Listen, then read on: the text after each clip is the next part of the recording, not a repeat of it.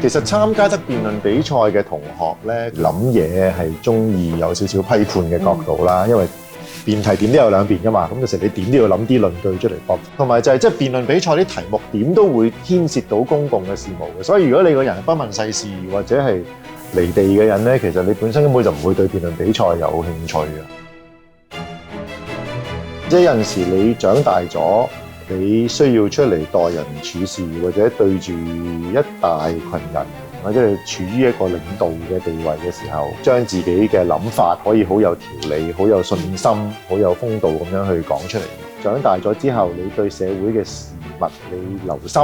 咁你要識得去分辨有啲乜嘢係叫做歪理，或者有啲乜嘢嘅論據係裏邊有啲邏輯嘅謬誤。咁如果你有辯論嘅訓練咧，你比較會容易了解一啲社會。我可以觀察到就係香港嘅辯論比賽都係一個百花齊放嘅一個情況。